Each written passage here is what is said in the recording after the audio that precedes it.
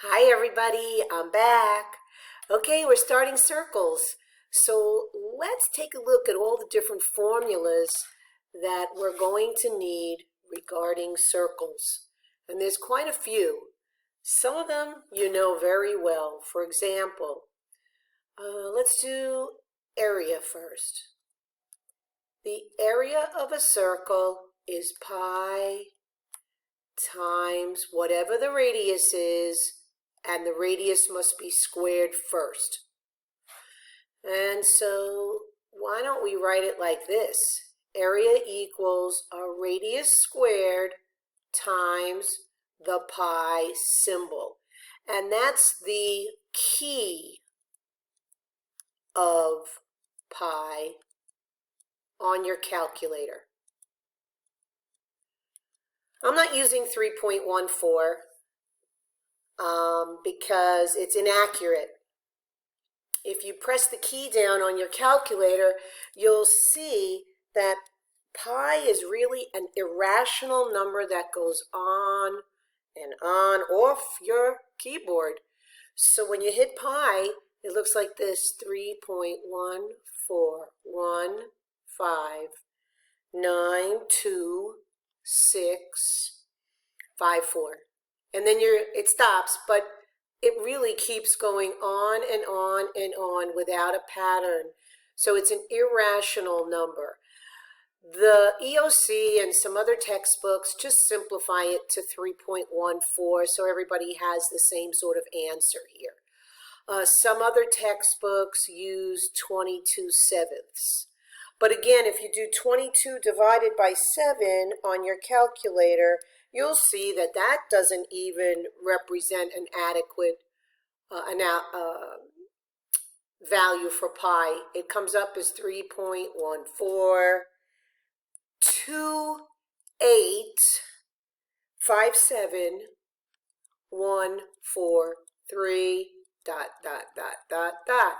Again, see the difference between, you don't think it matters, but when you start using really big numbers, these little differences make a big difference. And so for accuracy purposes, we're going to use the key on your calculator for pi and in the middle of a problem, and then we'll round. Okay, we'll round at the end. So we will be rounding after using the pi key in the middle of every problem.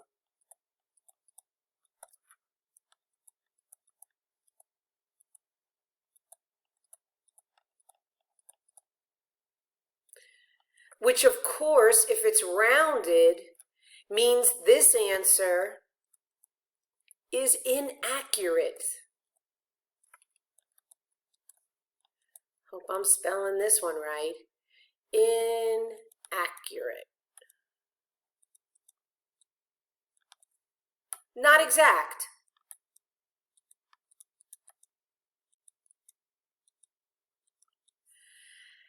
An exact answer, well, that means I've got mail. An exact answer would be left in what's called pi form.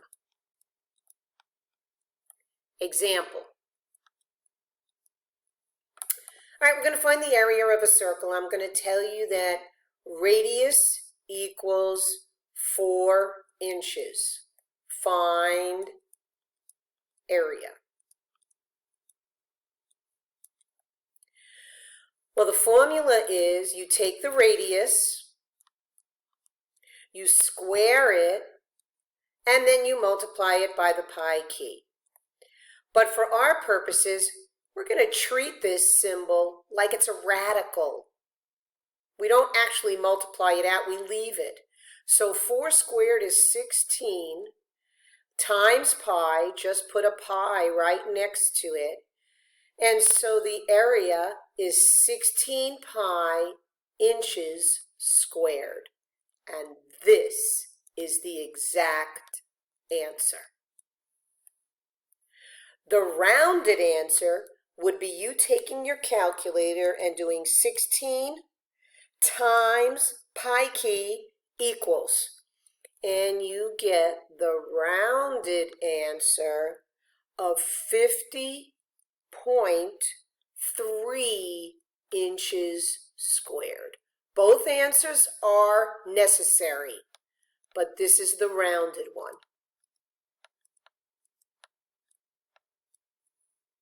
Okay, that's what we mean by exact and rounded. And you now know we're going to use the pi key for everything we do while we're working it out in the middle, and then we round it at the very end. Okay, let's take a look at some problems that have to do with area, circumference,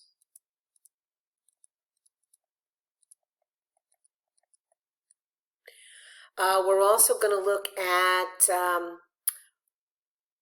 given area, find diameter or radius. Given circumference, well, actually, we could do this too. If you're given the area, I might be asking you to find the diameter or the radius or the circumference. And we're going to do problems like that. If I give you the circumference, I might ask you to find diameter or radius or area. So we're going to be toggling back and forth between all these different functions. All right, let's get started with some examples. All right, here's a study guide worksheet that talks about the different types of segments in circles, the radius, the diameter, chords, and the center of the circle, which is always named in a capital alphabet letter. So this circle would actually be called circle F. All right, everyone, so this is circle F, and it would look like this, circle F. Here's the chords that are in this circle. Here are the radii, plural, radii. And there is one diameter shown. So notice that the longest chord, as you've seen in some of the other videos, is the diameter. That is the longest chord in every circle. Here are some formulas. If I am trying to find the radius of a circle, it's diameter divided by 2, which is another way of saying half the diameter. And 2 radii equal 1 diameter. So here's an example of how to answer some questions based on these. The circle that's listed here now, circle O. So here's an example of circle O. Right there, circle O. Name the radii of the circle, name the chords of the circle. All right, this should be something that comes along with your vocabulary skills. So let's take a look and see. What's the name of this circle? It is circle R. Name radii of the circle. There's many radii. There's radii RB. There's radii RY. There's radii RA. And there's radii RX. These are your radii. There are 4 of them. You always begin naming your radius with the center point. Make that a habit. You want to always do that.